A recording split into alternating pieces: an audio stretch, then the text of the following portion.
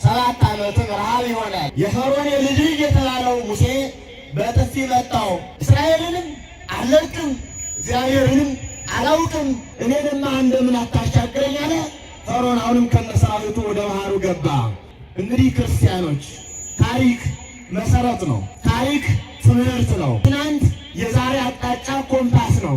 የእስራኤል አምላክ በዚህ ሰማይ የለም ወይ ብላ እንባዋን ረጨችው። እግዚአብሔርን ተቀበላት። ክርስቲያኖች ኦርቶዶክሳውያን እውነት የዚህ ሕዝብ በደሉ ምንድን ነው? እውነት እንናገር ከተባለ የአማራ በደሉ ምንድን ነው?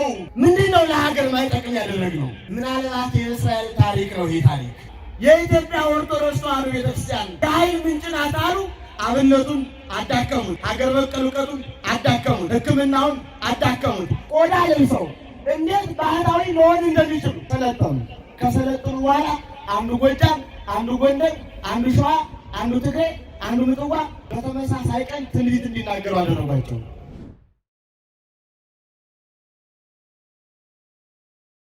በስመ አብ ወወልድ ወመንፈስ ቅዱስ አሐዱ አምላክ።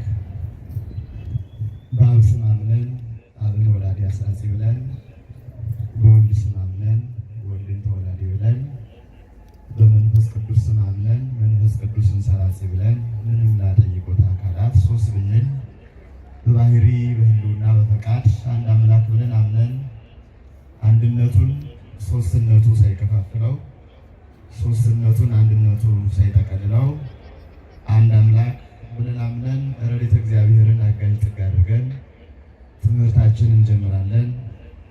ክቡር አባታችን መላከ ሕይወት መምህር ዳንኤል የምስራቅ ጎጃም ሀገረ ስብከት አስኪያጅ፣ ክቡራን የሀገረ ስብከት የየመምሪያ ክፍል ኃላፊዎች፣ እንዲሁም የገዳማት የአድባራት አስተዳዳሪዎች፣ አበው መምህራን፣ ካህናት፣ ወንድሞች ዲያቆናት፣ በዚህ ጉባኤ ስር የታደማችሁ ምዕመናንና ምዕመናት በልዑል እግዚአብሔር ስም እንደምን አደራችሁ?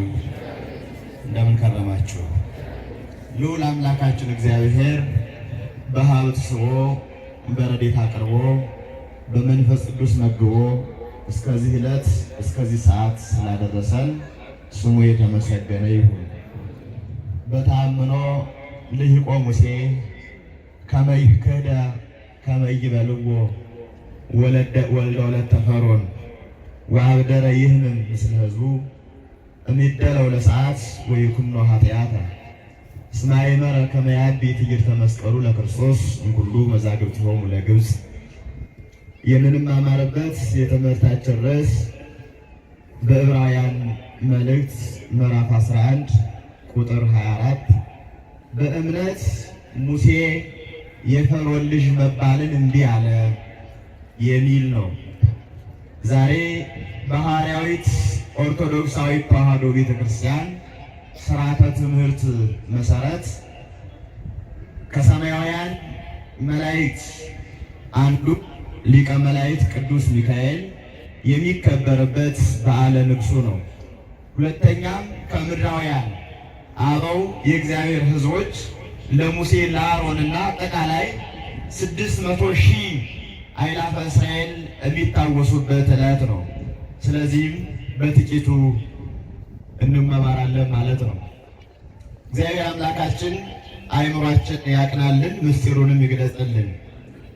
በእምነት ሙሴ የፈርዖን ልጅ መባልን እምቢ አለ። ይህንን ያለን ከሐዋርያት መካከል ክርስቶስ ካረገ ከ8 ዓመት በኋላ ተነስቶ ዓለምን ዙሮ እንደ ነፋስ ያስተማረው ሐዋርያው ቅዱስ ጳውሎስ ነው። የተናገረው ጥንት አባቶቻችን በግብፅ በመከራና በረሃብ በችግር ሳሉ በዚያ መካከል ስላደገው ሙሴ ነው። ትንሽ ላስታውሳችሁ። ከመላእክት ካሰብን መላእክት በነገድ 100 ናቸው። መላእክት በነገድ አለቃ 100 ናቸው። መላእክት በቤት አለቃ 100 ናቸው። መላእክት በከተማ 10 አለቃ ወይ 10 ከተማ ናቸው። መላእክት በከተማ አለቃም 10 ናቸው። መላእክት በአብያን አለቃ 7 ናቸው። መላእክት በአለቃ አለቃ 3 ናቸው። መላእክት በአብያን አለቃ 2 ናቸው። መላእክት በወል አለቃ 1 ናቸው። ያም አለቃ ቅዱስ ሚካኤል ነው። ዛሬ የዚህ መልአክ የበዓለ ሲመቱ ርዩ በዮ ለሚካኤል ዋንክሩ የሚካኤልን ክብር ገናናነት እዩ አድንቁ እየተባሉ አእላፍ መላእክት የቅዱስ ሚካኤልን የሹመት በዓል የሚያስቡበት የሚያከብሩበት ዕለት ነው። መላእክትም ምድራውያንም ዛሬ ደግሞ ተባብረን ያንን እናስባለን። ይህንን ጊዜ ሲገጥም የሚታይና የምንማማረው ይሆናል። ነገሩ እንዲህ ነው ነገሩ። እግዚአብሔር ሰውና መላእክትን በአክብሮት ስሙ እንዲቀድሱ ክብሩን እንዲወርሱ ፈጠረ። ከፈጠራቸው መካከል ከሰው ልጆች መካከል አዳም የመጀመሪያው ነው። ከመላእክት መካከልም ዲያብሎስ ሊቀ መላእክት ነው። በደለ፣ ካደ፣ ወጣ፣ ተወግዞም ተለየ።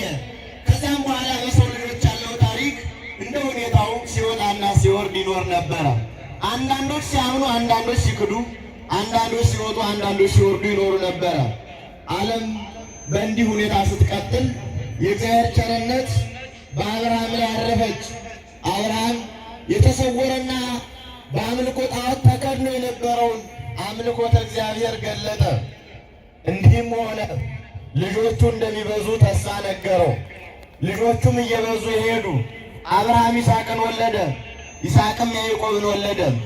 ያዕቆብም ወደ ሶርያ ወረደ። 21 ዓመት ሶርያ ኖረ። ከሶርያ ከኖረ በኋላ 12 ልጆችን ወልዶ ተመለሰ። ከ12ቱ ልጆቹ መካከል በመጨረሻው ሰዓት የወለደው ዮሴፍ ነበረ። ዮሴፍን 12ቱ ወንድሞቹ ሸጡት። በተሸጠበት ሀገር ተለውጦ በሄደበት ሀገር እግዚአብሔር በጎውን አደረገለት። 17 ዓመት ሲሆነው ዮሴፍ ተሸጠ። 10 ዓመት ጲጢፋራን ሲያገለግል ኖረ። 3 ዓመት ታሰረ። በ30 ዓመቱ እግዚአብሔር ዮሴፍን ጎበኘው። ፈርዖንንም አየ፣ ሕልሙን ይፈታለት አጣ። ሕልም ፈቺ ዮሴፍን ፈለገ። ዮሴፍን ከእስር ቤት ሂዶ ተፈቶ የንጉሱን ሕልም ፈታለት። ከዚህም በኋላ ምን ላድርግ አለው። ታሪኩን ብዙዎች የምታውቁ ስለሆነ ወደ ዋናው ለማስታወስ ማለት ነው። ብልህ አዋቂ ጠቢበኛ በግብፅ ላይ ሹም። 7 ዓመት ጥጋብ ይሆናል፣ 7 ዓመትም ረሃብ ይሆናል። የረሃቡን ዘመን ለማለት ብልህ አዋቂ ሰው በግብፅ ሹም። እርሱም በ7 ዓመት የጥጋቡ ዘመን እህሉን የማይነቅዘውን እንዳለ የሚነቅዘውን እያስፈጨ ኖራ ጡር እያደረገ እንዲያኖር አድርግ አለው። አልቦ ዘይጠበብ እምኔከ፣ ከአንተ የተሻለ ብልህ አዋቂ ሰው ስለሌለ ተሾምና ግብፅን አስተዳድርልኝ ብሎ ፈርዖን ዮሴፍን ሾመው። ከዚህ በኋላ የዮሴፍ ገናናነት በግብፅ እያታወቀ ሄደ። አባቶቻችንን ይረባቸው ጀመረ። ይህ ሁሉ ሰፊ ታሪኮች፣ ሰፊ ዘመናት ያለበት ነው። በውስጡ ከ200 ዓመት ያላነሰ ታሪክ ውስጥ ላይ እናገኛለን። ከአብርሃም እስራኤል ወደ ግብፅ እስኪወሩ ድረስ 215 ዓመት ይሆናል። በአጠቃላይ አባቶቻችን በቁጥር 70 ሲሆኑ ረሃብ ኮነ በበብሔሩ ወፈድፋዶስ ሰበ ከነዓን፣ በየሀገሩ ረሃብ ሆነ፣ ይልቁንም በከነዓን ረሃብ ጸና። ስለዚህም እህል ሊሸምቱ ግብፅ ሀገር እህል አለ ተብሎ ወደ ግብፅ ወረዱ። በዚያም ሀገር ገዢውና አለቃው ወንድማቸው ዮሴፍ ነበረ። አላወቁትም። ዮሴፍ ግን አውቃቸው ነበረ። እህልም ሰጥቶ ሰደዳቸው። በእንዲህ አይነት ግን ከአንድም 2 ጊዜ ወንድሞቹን እህል አሸምቷቸዋል። ኋላም እርሱ መሆኑን ረዷቸዋል። ለረሃቡ ዘመን 5 ዓመት ቀርቶታል፣ አባቴንም ይዛችሁ ነው ብሎ ፈረስ ሰረገላ ላከላቸው። እስራኤልም ተጫጭነው 70 ሰዎች ሆነው ወደ ግብፅ ወረዱ። ወደ ግብፅ ወርደው በዮሴፍ አባትነት መሪነት ራምሴ ጋምሴ የተባለውን ላይ ግብፅ እስራኤል ተመርተው ያመርቱ ያዘምሩ ጀመር። ወይም በግብፅ እንደ ባለ ጉልት ግብፃውያን እንደ ባለ ርስት፣ እስራኤል እንደ ባለ ጉልቱ ነው መኖር ጀመሩ። እናም ወነግሠ ካለ ንጉሥ ዘያምሮ ለዮሴፍ፣ ዮሴፍ እስራኤልን ብቻ አይደለ ግብፃውያንን ከረሃብ ያዳነው። ሞተ። ዮሴፍ ከሞተ በኋላ ዮሴፍን የማያውቅ ሌላ ፈርዖን ነገሰ። ስለዚህም ፈራ። እስራኤል ይዋለዳሉ፣ ይረባሉ፣ ይበዛሉ፣ ሃይማኖት አላቸው፣ ስርዓት አላቸው፣ ሕግ አላቸው። ፈራቸው። እሊህ እስራኤል እንዲህ ቢቀጥሉ ግብፃውያንን ድል ያደርጋሉ። ምን ላድርግ ብሎ አሰበ። ከዚህም በኋላ ያሰበውን ማድረግ ጀመረ። አንደኛ ከእስራኤል ወንድ ሲወለድ እንዲሞት፣ እንዲታነቅ፣ እንዲገደል አዋጅ ነገረ። ሁለተኛ የእስራኤል ሴቶች እንዳይፀንሱ እንዳይወልዱ የሚመክሩበትን መንገድ ፈጠረ። ሶስተኛ እስራኤላውያን ራሱ በሞራ መውገድ ተጨንቀው በመከራ ውስጥ እንዲኖሩ እንዲደክሙ ከሚስቶቻቸው እንዳይደርሱ አስጨነቃቸው። በዚህ መካከል እስራኤል ወደ እግዚአብሔር መጮህ ጀመሩ። እንግዲህ እንዲህ ሆነ። በተአምኖ ልሂቀ ሙሴ። በዚህ መካከል ሙሴ የፈርዖን የልጅ ልጅ ተብሎ በፈርዖን ቤት አደገ። ፈርዖን ከዕለታት አንድ ቀን ፍርድ ሲያዳላ እስራኤልን ሲበድል ለግብፃውያን ሲያዳላ አየው። የፈርዖን የልጅ ልጅ የተባለው ሙሴ በጥፊ መታው። ፈርዖን ደነገጠ። ከቤት ያደገ ልጅ ለምን መታኝ አለ። የእኒያ የዕብራውያን ልጅ ቢሆን ነው ይገደልልኝ አለ። ወዲያው የእግዚአብሔር መልአክ ቅዱስ ሚካኤል እፍትፍትና እሳት ያለ የሕፃን ንጉሥ ይገላሉ ያለው ምን ያለ እስኪቀርብ አለ። ፍትፍትም እሳትም ቀረበለት። ለጊዜው ሙሴ ወደ ፍትፍቱ ሳዳለው ሲል የእግዚአብሔር መልአክ ተው ሙሴ የኋላ ሰው ነው ቆይ ብሎ ወደ እሳቱ እንዲሰድ አደረገው። ከእሳቱም ታፍኖ ጎረሰ። ሙሴም አፈ ዲዳ ሆነ፣ መናገር አቃተው። እውነትም አያውቅም ብሎ ፈርዖን ከመግደል አቆመ። ቀጠለ። ሙሴም እያደገ ሄደ። የግብፃውያንን ግፍ ማድረግ የዕብራውያንን መበደል አየ፣ ተመለከተ። 40 ዓመት ሆነው። ወፃ ከመያውግጾሙ ለአኀዊሁ ወንድሞቹን ሊጎበኛቸው ወጣ። ግብፃውያን አሁንም በእርሻው በልማቱ በውሃው ሲበድሏቸው አገኘ። አንዱን ዕብራዊ ግብፃዊ መከራ ጸናበት። ምን ነው አለው። መስሎ ያጠጣሉ። ተራውን ወሰደበት። ምን ነው ባለ ተራህ የሰውን ትቀማለህ አለው ሙሴ። ምን አገባ በገዛ ባሪያዬ። ስጋውን እንደ ሳሙና እንደ እንዶድ አድርጌ ውሃ ደም ባጣ ውሃ ባጣ ደሙን ውሃ አድርጌ ልብስ እያጠው ተክል አጠጣበት። ምን አገባህ አለው። ሙሴ አዘነ። ከዚህም በኋላ ፍቱ የሙሴ ፍርድ የሚባለው ይሄ ነውና ሙሴም በዚያ ሰው እጁን አነሳበት። ከዚህም በኋላ ፈርዖን ይቆጣኛል ብሎ ወደ ምድያም ተሰደደ። ምድያም ተሰዶ 40 ዓመት ቆየ። ከ40 ዓመት በኋላ እግዚአብሔር ጎበኘው። ሙሴ እስራኤልን ታወጣ ዘንድ መርጬሃለሁ ውጣ ብሎ በነበልባልና በሐመልማል በደብረ ሲና ታየው። ይህንንም ቃል መሰረት አድርጎ ሙሴ ማን አለው? ያለና የሚኖር የአብርሃም የይስሐቅ የያዕቆብ አምላክ እኔ ነኝ አለው። በዚህ ጊዜ ሙሴ ማን ትባላለህ አለው። ስሜ ድንቅ ነው አለው። በዚህ ታሪክ ምልልስ ውስጥ ሊቀ ነቢያት ሙሴ ወደ እግዚአብሔር መልእክት አቀረበ። አቤቱ ፈጣሪ ሆይ እኔ አፈ ዲዳና ምላሰ ጎዳ ነኝ፣ መናገር አይቻለኝም።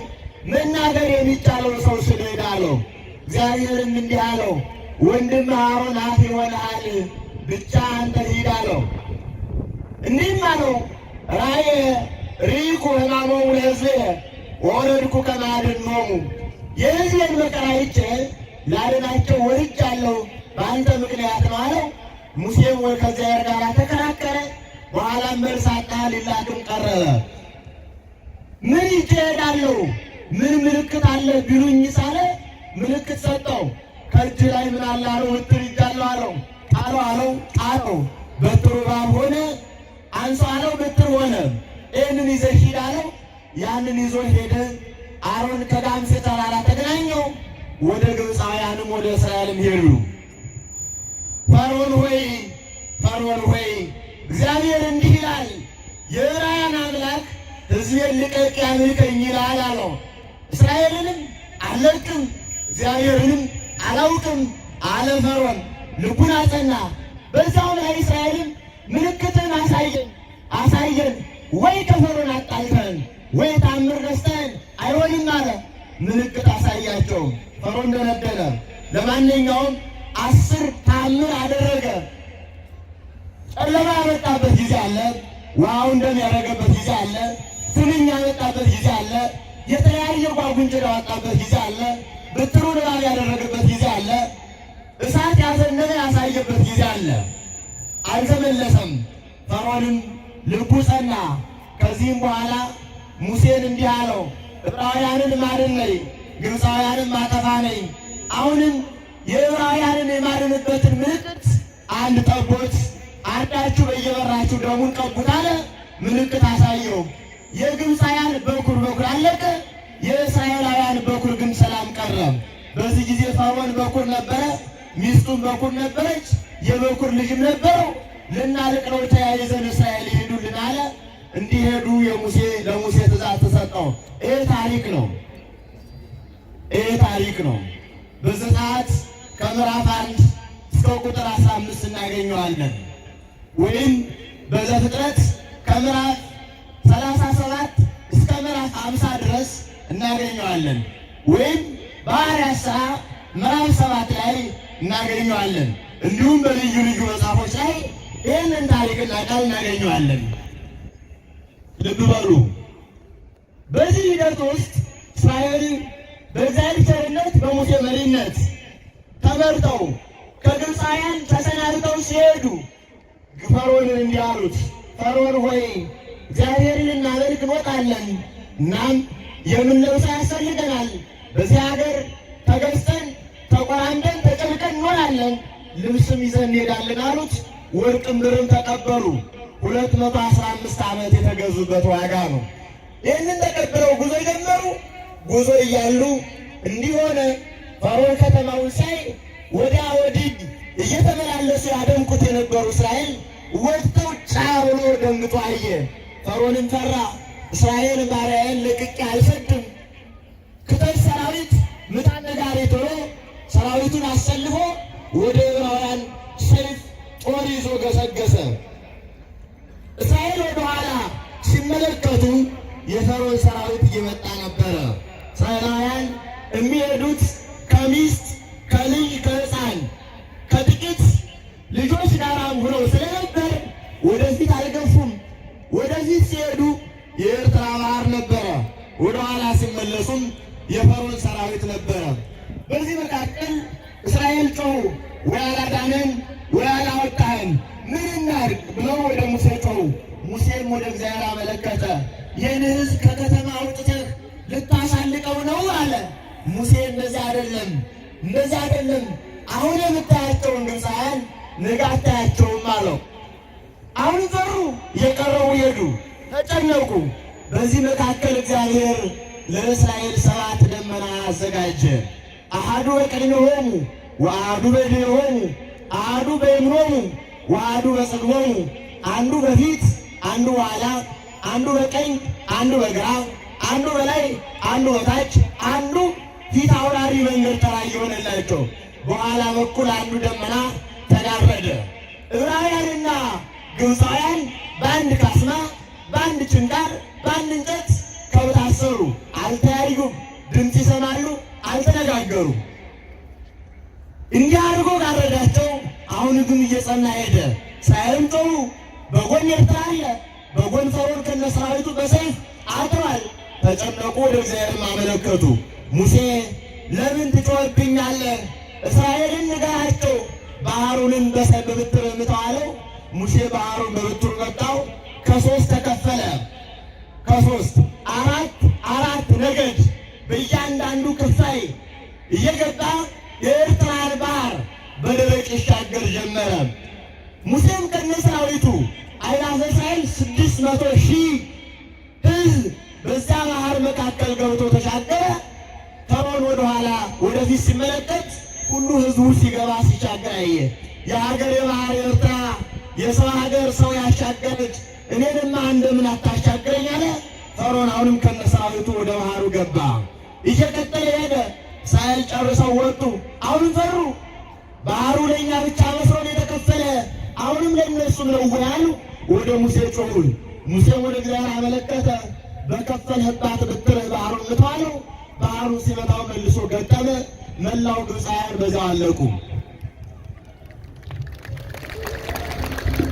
በዚህ ጊዜ አእላፈ እስራኤል ንሴብሖ ብለው እግዚአብሔርን አመሰገኑ። ኅብስት ወርዶላቸው መና ወርዶላቸው ውሃ ፈልቆላቸው 40 ዘመን እየተጓዙ ከነዓን ደረሱ። ታሪክ ስለሆነ ይህን ታሪክ ሁላችን ዘወትር ስለምናስታውሰው ብዙ አልተነትነውም። ታሪኩ ይሄ ነው። በዚህ ጊዜ ይመራቸው ያግዛቸው የነበረ መልአክ ቅዱስ ሚካኤል ነው። አዎ የሚይዘው የብሉይ መጋቢ ወይም መጋቢ ብሉይ እያሉ መልአኩን ይጠሩታል። እንግዲህ ክርስቲያኖች ታሪክ መሰረት ነው። ታሪክ ትምህርት ነው። ትናንት የዛሬ አቅጣጫ ኮምፓስ ነው። ትናንት የሌለው ነገ የለውም። ዛሬ የሌለው ነገን ማወቅ አይችልም። እኛ ክርስቲያኖች ስለ ትናንት ታሪክ ስናቅ ስለ ነገም ስለ ዛሬም እያወቅን ነው። ፈርዖን አለ፣ እስራኤል አሉ፣ ሙሴ አለ፣ አሮን አሉ፣ መከራ አለ፣ ግርም አለ።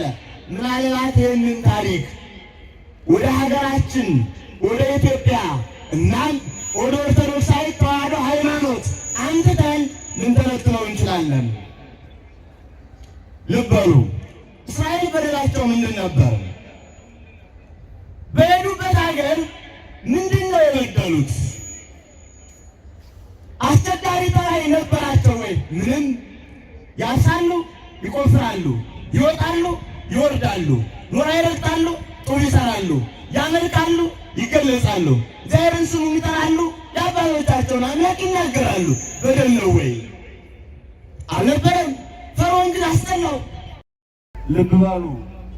በደል አልነበረም። እንዲያውም ግፍ አጸኑባቸው። ከእስራኤል አበው የሚተርኳት አንዲት እናት ራሄል የምትባል ባሏ ሮቤል የሚባል በሌለበት ምራር ገጭ ብለው ወስዷት መንታ ጸንሳ የነበረች የመውለጃዋ ሰዓት ደርሶ እንዲህ ብላ ጠየቀችው የግብፁ ሹመኛ፣ ጌታዬ ሆይ እኔ ደርሻለሁ፣ የመውለድበት ሰዓትም ደርሷል፣ ምጥ እየተሰማኝ ነው፣ አሳርፈኝ ብትለው በይርገጭ ብሎ መታት። ወዲያው እየረገጠች ቁማ እያለች ሁለቱ ሕፃናት መንታዎች ወልቀው ወደቁ። አሳርፈኝ ሕማም ጸናብኝ አለችው። የሰው ደም ኖራ ያጸናል እንጂ ምን ያደርግ ብለሽ ነው እርገጭ ብሎ መታት። እንዲህም አለች፣ ያለውን በዚህ ሰማይ አምላከ እስራኤል አዶናይ የእስራኤል አምላክ በዚህ ሰማይ የለም ወይ ብላ እንባዋን ረጨችው። እግዚአብሔርም ተቀበላት። በዚህ ምክንያት ሙሴን ላከው፣ አሮንን ላከው። እንዲህም አድርጎ ሕዝቡን አወጣ። ክርስቲያኖች ኦርቶዶክሳውያን፣ እውነት የዚህ ሕዝብ በደሉ ምንድን ነው? እውነት እንናገር ከተባለ የአማራ በደሉ ምንድን ነው? ይቀጠቀጣል፣ ስራ ይሰራበታል፣ ሊመታ ይቀበላል፣ ይሞታል፣ ይሳደዳል፣ ጎሳቆላል፣ ይፈናቀላል። በደሉ ምንድን ነው? አምልኮቱ ነው፣ ሃይማኖቱ ነው፣ ታሪካዊነቱ ነው፣ ህዝብ ወዳድነቱ ነው። ሀገር ያከብራል፣ ታሪክ ይወዳል፣ ጽፏል። አይደለም እንደ በደላችን። ከዚህ ውጭ በደሉ ምንድን ነው? ምንድን ነው በደሉ? ገዳማት አልገጠሙ ወይ?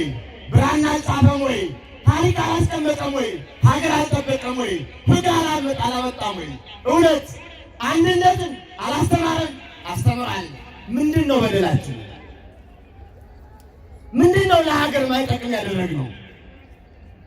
እውነት ህዝብን እውነትን የሚጎዳ ምን አረግነ? ምንም። ምናልባት የእስራኤል ታሪክ ነው። ይህ ታሪክ የእስራኤል ታሪክ ነው። ኦርቶዶክሳውያን ልብ ብሎ ማሰብ ይጠይቃል። ከላይ ጀምሮ መመልከት ይጠይቃል። እስራኤል 215-30 ዓመት ወይም አጠቃላይ ስንናገረው 430 ዓመት መከራ ውስጥ ነበሩ። ያ ጽዋ እየሞላ ግፋቸውን ገለጹ። የኢትዮጵያ ቤተክርስቲያንና ኢትዮጵያ መከራ መቀበል ከጀመረች ከላይ ስንደርግ 466 ዓመት ነው። ከታች ስንደርግ 131 ዓመት ነው። በዚህ መከራ ውስጥ አልፋለች። እኔ ዛሬ ሌላ ከማውራት ይህን ማውራት ይጠይቀናል። እንዴት አለፍን? የዛሬ 100 ዓመት በፊት ከ115 ዓመት በፊት በዓለም አቀፍ ትልልቅ ጥናት ይጠና ነበረ። ለምን? ጣሊያን ባድዋ ተሸንፎ ከተመለሰ በኋላ የኢትዮጵያ የኃይል ምንጭ ምንድን ነው?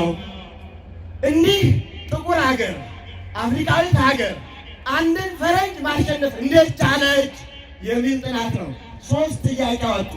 አንደኛ የኢትዮጵያ ኦርቶዶክስ ተዋሕዶ ቤተክርስቲያን አንድነት፣ አስተምሯ፣ ጀግንነቷ፣ ታሪኳ፣ ሃይማኖቷ አንድ ያደረጋት እሱ ነው።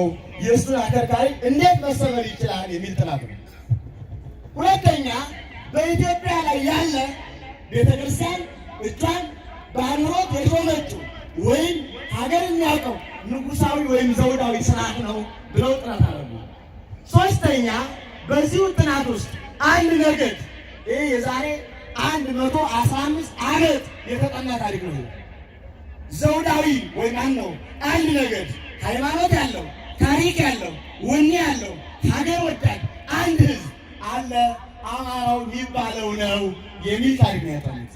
ይህንን ታሪክ ምን ማድረግ አለብን የሚል ጥናት ተጠንቶ ይሄ ዛሬ ተቀጥቅጠን በሴራ ትርክት መከራ አይተን ዛሬ ፍሬው ላይ ደረስን። የእነሱ ጥናት ፍሬ የጥናቱ ፍሬ ውጤት ላይ ነው የደረስን። ከዚህ በኋላ መንገዶች ተቀየሩ። ይገርማቸዋል። ከአፄ ምኒልክ በኋላ የኢትዮጵያ ኦርቶዶክስ ተዋሕዶ ቤተክርስቲያን የኃይል ምንጭ ናት አሉ። አብነቱን አዳከሙት፣ ሀገር በቀል እውቀቱን አዳከሙት፣ ሕክምናውን አዳከሙት። የኛው ሕክምና እንዳናክም ጥንቁርና ሆነ። እነሱ ፋርማሲ እያሉ መድኃኒት ሸጡልን። እኛ ብራና እንዳንፍቅ ታውቂያሉን፣ እኛ ስንፍቅ አስተሉን። እነሱ የቆዳ ውጤት አሉና ሸጡልን። ገበያ ሸማቾች አደረጉ። ወኛችን ተሰለበ። በተለይ ከተሜነት ጸናብን። ከተሜነት ገላጭነት፣ አንጠለጥር፣ አንገመግን፣ አንረዳ፣ ሁሌ መገልበጥ፣ ሎሽን እየተቀባባን ድል ሆነ። ወይ እንዳባት ወኔ የለን፣ ወይ እንዳባት ሃይማኖት የለን፣ ወይ እንዳባት አሻራ የለን። ዘልዛላ አረጉ። በእርግጥ ለዚች ሀገር ገጠሩ መኖሩ በጀን እንጂ ከተሜነትማ ብዙ ነገር ያስላል። ለማንኛውም ልመልሳችሁ እንዲህ እያለ ዓለም አቀፍ ስምምነቶች ከአፄ ምኒልክ እስከ አፄ ኃይለ ሥላሴ ድረስ ይጎርፉ ነበር። ዓለም አቀፍ ስምምነቶች ይኸውም ጣሊያንን እና አውሮፓውያን መሰረት ያደረገ እና ልዩ ታሪክና ትርክቶች ይጎርፉ ነበር። በዚህ መካከል ሁለተኛ አፍሪካን ተቀራንተው ሲይዙ ለመጀመሪያ ደግሞ የተሸነፉባትን አፍሪካን ወይም ኢትዮጵያን ጣሊያን ለመያዝ መጡ። እንዴት እንደመጣ ቃላችሁ? ጣሊያን ኢትዮጵያን 5 ዓመት መከራ አሳይቷል። ለምን እንዴት መጣ ካል የሚገርማችሁ ልብ ብላችሁ አስተውሉ። አማኝ ናት፣ ሃይማኖት አላት፣ አባት ትወዳለች፣ ታሪክ አላት። ስለዚህ ምጽዋ ላይ፣ ሮም፣ ቫቲካን ላይ ልዩ ቦታዎች ማሰልጠኛ አዘጋጁ። የምን ማሰልጠኛ አዘጋጁ? ካቶሊካውያንን ሰበሰቡ። የኢትዮጵያ ውስጥ ባንዳዎችን ሰበሰቡ። እውነት ክቡር አዲስ ዓለማየሁ የፍቅር እስከ መቃብር ደራሲ ሕይወቴ በተባለው መጽሐፋቸው ትዝታ ላይ አስፍረውታል። በጊዜው አረበኛ ስለነበሩ አዘጋጁና ስልጠና ሰጧቸው። ቆዳ ለብሰው እንዴት ባህታዊ መሆን እንደሚችሉ፣ የኢትዮጵያ ሕዝብ እንዴት ማፍሰስ እንዳለባቸው ሰለጠኑ። ከሰለጠኑ በኋላ አንዱ ጎጃም፣ አንዱ ጎንደር፣ አንዱ ሸዋ፣ አንዱ ትግሬ፣ አንዱ ምጽዋ፣ አንዱ ምናምን በተለያየ ቦታ በተመሳሳይ ቀን ትንቢት እንዲናገሩ አደረጓቸው። ኢትዮጵያ ትሸነፋለች፣ እግዚአብሔር ከሰማይ ተናግሯል፣ በቃ ብሏል፣ የሆነው አይቀርም፣ እንግዲህ ሰጥ ብለህ ተገዛ ብለው አወጁ። ህዝቡ ሰማ። ምን አሉ አባቶች? እንዲህ አሉ። በጎንደር ምን አሉ? እንዲህ አሉ። በጎጃም ምን አሉ? እንዲህ አሉ። በሸዋ ምን አሉ? እንዲህ አሉ። እነማን? ከበረሃ የወጡ ቆዳ የለበሱ አባቶች ተባለ። እንዲህ አደረጉና አርበኛውን ልኩን ገደሉት። አባቶች ካሉ ማንን አደርጋሏል? ጸጥ አለ። በዚህ ጊዜ ለ5 ዓመት 5000 ገዳም አቃጥለው የ5000 ገዳም ብራና መጽሐፍ ወሰዱብኝ።